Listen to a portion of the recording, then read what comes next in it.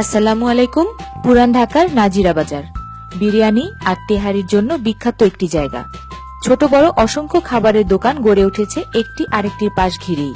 সব দোকানের তেহারি আর বিরিয়ানি অনেক মজার, যার মধ্যে কিছু দোকানের খাবার তো অসম্ভব টেস্টি। আজ চেষ্টা করব পুরান ঢাকার বাবুর্চিদের স্টাইলে সহজ করে গরুর তেহারি রান্না করে দেখানোর, যেটি আপনারা খাসির মাংস দিয়েও তৈরি করতে পারবেন।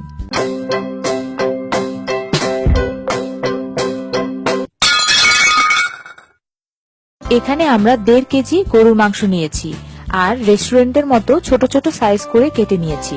আপনারা চাইলে খাসির মাংস দিয়েও করতে পারেন এবং চেষ্টা করবেন সামান্য চর্বিযুক্ত মাংস কেনার। তেহারের জন্য একটি মশলা তৈরি করে নিতে হবে। এর জন্য লাগছে 10টি এলাচ, 1.5 ইঞ্চি সাইজের 2টি দারচিনি, একটি জায়ফলের অর্ধেক,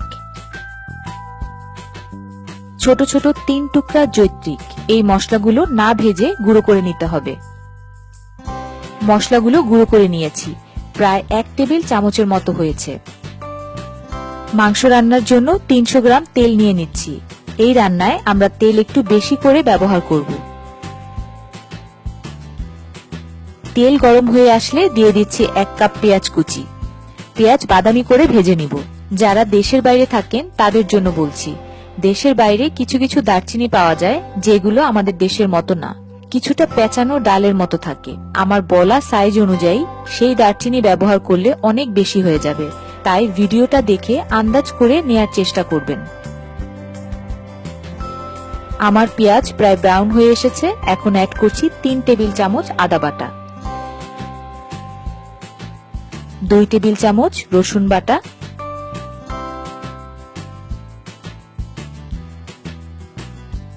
এবং গুঁড়ো করা তেহারির মশলা সবটাই দিয়ে দিব। সামান্য কষিয়ে নিব। অ্যাড করছি 1 কাপ পানি, যেন মশলাটা পুড়ে না যায়। 5টি কাঁচামরিচ মাঝখান থেকে ভেঙে নিয়েছি। আপনারা ঝাল বেশি চাইলে আরো বেশি অ্যাড করতে পারেন। অ্যাড করছি পরিমাণ মতো লবণ। এত তেল দেখে আবার ভয় পাবেন না, তেল বেশি দেওয়ার একটি কারণ আছে। পুরান ঢাকার তেহারিতে এর চাইতেও বেশি তেল ব্যবহার করে। মশলাটা বেশি কষাতে হবে না। এবার মাংসগুলো দিয়ে দিচ্ছি। মশলায় ভালোভাবে মিশিয়ে নিচ্ছি। আমরা চেষ্টা করব পানি ছাড়াই মাংস রান্না করতে। যদি মাংস সেদ্ধ না হয় তাহলে পরিমাণ মতো পানি অ্যাড করে নিব।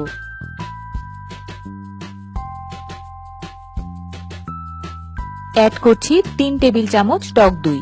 দইটা একটু ফেটে নিবেন। আর দই কেনার সময় রান্না করার জন্য যে দই পাওয়া যায়, অর্থাৎ যেটা টক বেশি, সেটা কেনার চেষ্টা করবেন। এখন পাত্রটা ঢেকে মিডিয়াম আঁচে রান্না করব। মাংস থেকে বেশ পানি বের হয়ে এসেছে, আর নতুন করে পানি অ্যাড করতে হবে না। আবারও ঢাকা দিয়ে পুরো সেদ্ধ হওয়া পর্যন্ত রান্না করব।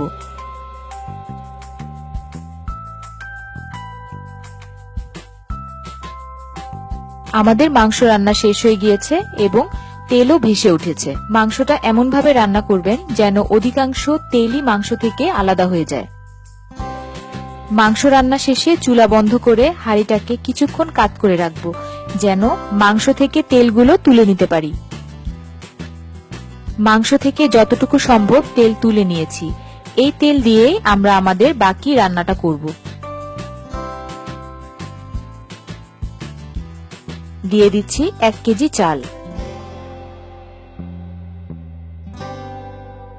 তেহারি রান্নায় চালের চাইতে মাংস বেশি হলে রান্নাটা মজা হয় বেশি। চেষ্টা করবেন যে পরিমাণ চাল নেবেন তার 1.5 গুণ বেশি মাংস নিতে। চালটা সামান্য ভেজে নিব, খুব ভাজার প্রয়োজন হবে না। এবার অ্যাড করছি গরম পানি। আমরা 1 কেজি চালে 1.5 কেজি গরম পানি অ্যাড করব। চুলার আঁচ কিন্তু মিডিয়াম লোতে আছে।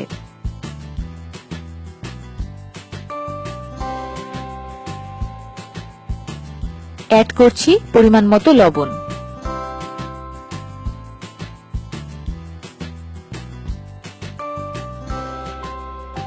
3 টেবিল চামচ গুঁড়ো দুধ। দুধ পানিতে গুলিয়ে নিয়েছি।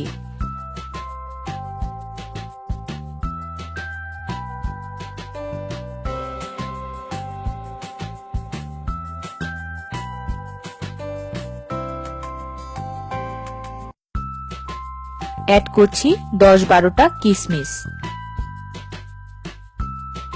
8-10টা কাঁচামরিচ,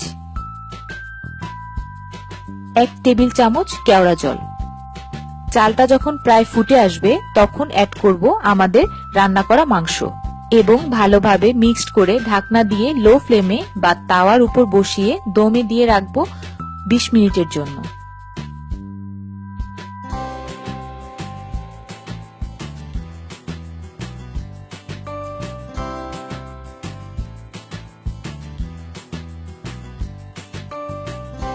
ফিরে এলাম 20 মিনিট পর। মাঝে একবার তেহারিটা নেড়ে দিয়েছি। এখন 2 টেবিল চামচ ঘি ছড়িয়ে দিয়ে মিক্সড করে নিচ্ছি। আমাদের তেহারিতে কিন্তু তেলের পরিমাণ পারফেক্ট আছে, খুব বেশিও না আবার কমও না, এবং সুন্দর একটা ফ্লেভারও পাওয়া যাচ্ছে। এটাকে আরো কিছুক্ষণ দমে রেখে দিব।